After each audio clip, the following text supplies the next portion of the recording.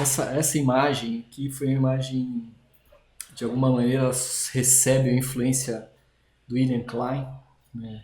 Eu tive contato com o trabalho do William Klein, o livro Close Up, e fiquei com aquilo na minha cabeça. E sempre que eu podia, eu exercitava um pouco desse close-up ali com uma lente 20 milímetros, neste caso aqui. E isso foi uma pauta para a Feira de São Paulo, que eu esqueci do horário de voltar, enfim, era para fazer a pauta era foi religado o chafariz da Praça da Sé. Cheguei lá, encontrei um bando de meninos, na época a gente chamava de menino de rua, e aí fiquei andando com eles e fotografando. Esqueci de voltar para o fechamento do jornal. Aqui um grupo em frente, no meio do chafariz.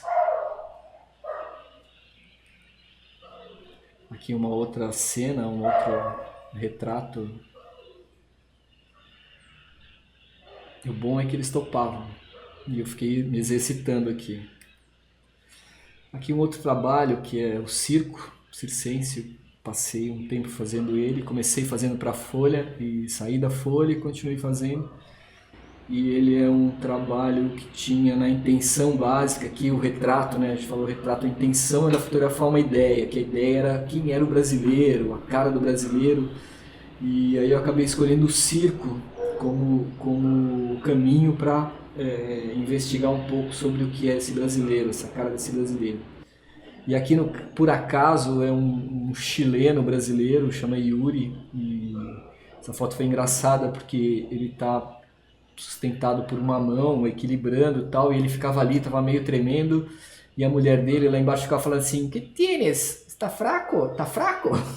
E o cara quase caindo lá, e eu com a 4x5, só um minutinho, tentando fazer o foco, só um minutinho, aquela situação delicada, e o cara suando, e a mulher falando assim, que tiene? Que tiene?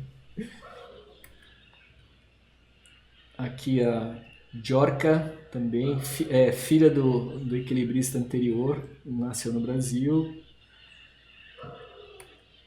Aqui é muito interessante isso. No Nordeste tem uma figura no circo, um artista chamado rumbeira. A rumbeira faz o quê? Ela entra no picadeiro dançando uma música dessas músicas mais populares, tipo Gretchen, essas coisas assim, e ela entra de biquíni dançando, e aí a galera começa a assobiar, então o cara joga o chapéu, aí ela esfrega no corpo e joga o chapéu de volta, então é uma festa. E essa foto aqui, na verdade, essa senhora é uma avó que foi rumbeira muito tempo na vida, e as meninas atrás são as netas que estão aprendendo a ser rumbeiras. Aqui também é interessante, esse cara é um palhaço que atua na periferia de Recife. Dá pra ver, ele só tem uma mão. Ele faz. Esse dia eu fiquei acompanhando ele, no dia que eu fiz o dia anterior à foto, fiquei acompanhando ele. Ele tinha uma Brasília azul. É a mulher, essa pessoa sentadinha atrás é a assistente dele, mulher dele. Então ele fica andando ele fica andando de circo em circo. Ele faz um espetáculo no circo, aí sai, vai para um outro circo, faz espetáculo, sai, vai para o outro, faz uns três. Eu fui na Brasília com ele dirige com o braço só, muda a marcha não tem a mão, né, só com o braço e tal. E depois aí combinei com ele, no dia seguinte eu fui lá fazer a foto. Aqui também um outro palhaço e o seu bode amestrado, também no Recife. Essa foto aqui não é agora. Bom, vou botar aqui. Essa foto aqui, ela é resultado de um trabalho também, a intenção de fotografar uma ideia, e a ideia era essa ideia do corpo que se deforma, o corpo que aumenta ou diminui de acordo com a intenção do proprietário do corpo, né? Um corpo que se transforma, o nome desse trabalho foi Corpore Insano. Ele foi um trabalho que acabou viajando aí, teve uma carreira internacional, foi para a Alemanha, para a Holanda e acho que Portugal, se não me engano. Esse trabalho aqui são 3 imagens, também uma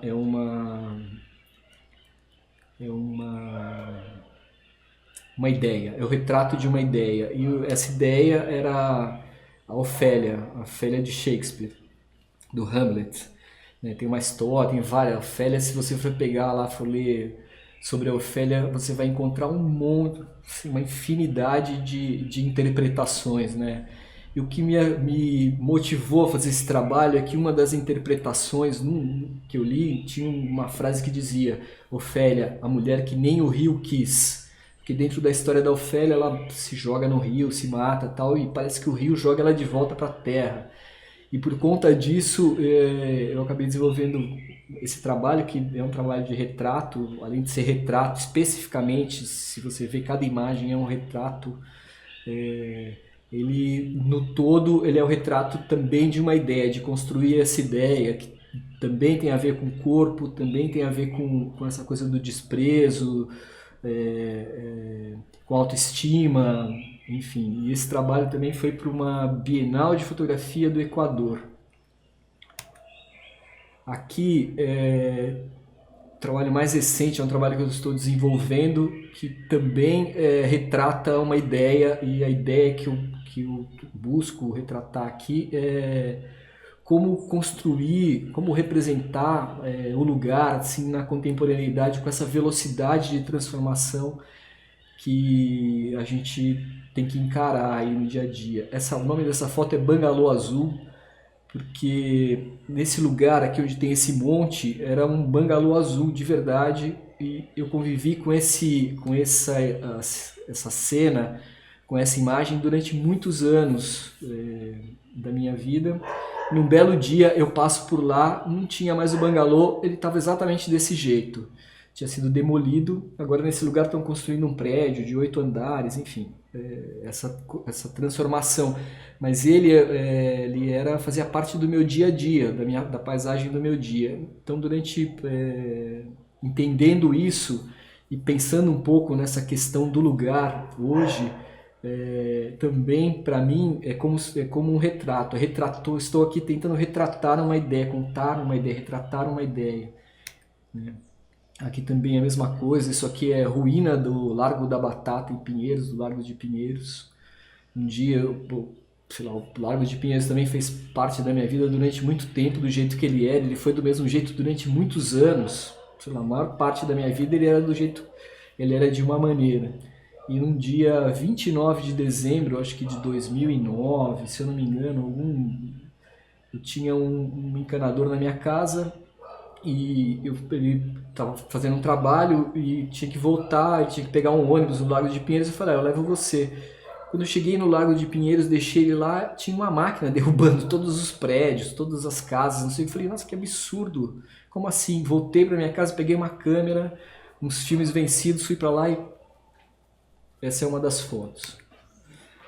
Aqui é uma história semelhante também, uma região que era uma reserva. Eu saí de férias, quando eu volto, passo em frente a esse lugar, ele está todo assim, demolido. E eu fui acompanhando a transformação dele. Aqui eles desmataram tudo, tiraram tudo. Aqui eles já começaram a plantar grama, começaram a plantar umas arvorezinhas, né? Aqui é o mesmo lugar, enfim, é uma área onde depois vem uma construção, mas o que me chama a atenção aqui é que parece uma terra sangrando, os ossos, enfim. Aqui a preparação para esse lugar, essa área toda vai virar um condomínio gigantesco chamado Alphaville, né? Mais um Alphaville aqui muito próximo da minha casa. Mais uma cena do lugar. Isso tudo é uma tentativa de construir o retrato de uma ideia, que é essa ideia desse lugar que está em transformação, esse lugar que a gente tem uma relação com ele, afetiva até uma relação de identidade, e de repente ele muda, né? E esse é um dos últimos experimentos que eu tenho feito, que é também a ideia de retratar um pensamento, um sentimento através de um costume, que são as cestas de frutas que as pessoas têm em casa. Aqui é um trabalho comercial, enfim, fui contratado para fazer um retrato desse cara, que é um skatista brasileiro super premiado, aí, o mais importante talvez, o Bob Burnquist. Quando eu cheguei lá para fotografar ele, tinha que tomar maior cuidado, porque todo o corpo dele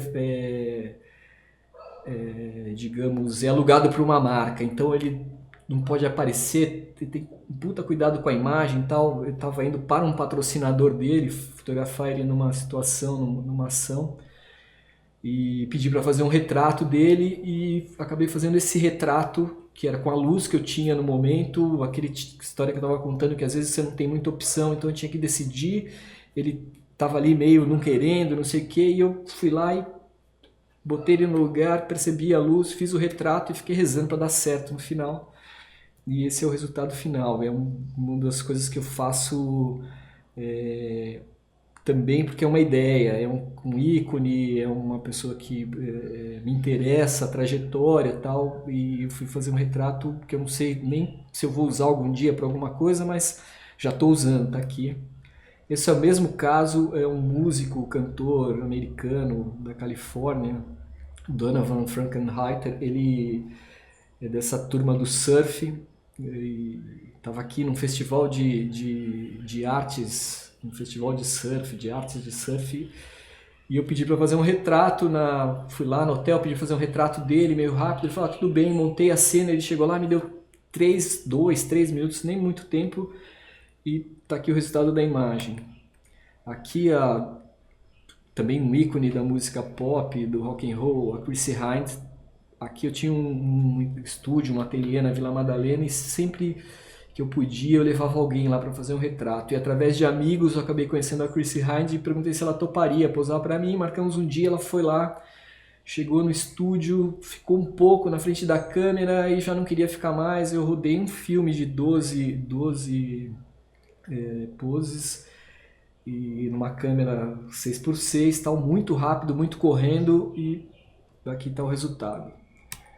Aqui também um surfista, Robbie Machado, um dos grandes surfistas aí da história do surf, a mesma história, pedi para fazer um retrato, o cara foi lá, tal, meio de má vontade, não sei o que, tudo bem, eu topo. Quando ele chegou lá, viu que eu estava fotografando com uma câmera, com filme, e falou, nossa, que sensacional, tal, tal. Pousou para foto, ficou perguntando se a câmera ainda era vendida, tal. Depois de algum tempo eu descobri que ele comprou uma câmera também, uma Hasselblad, e que anda por aí fotografando o mundo com uma Hasselblad. Essa foto eu fiz há muito tempo atrás, numa matéria sobre seca, para o jornal, fui lá com os filmes do jornal e tal, eu levei a minha Hasselblad na bolsa com um filme preto e branco para fazer algumas imagens. Consegui fazer essa foto, fiz 3 fotogramas, foi o que eu consegui fazer com a minha Hasselblad, e essa é uma imagem que eu tenho um carinho muito grande, eu acho que ela conta uma história, enfim, eu chamo de Menina da Seca.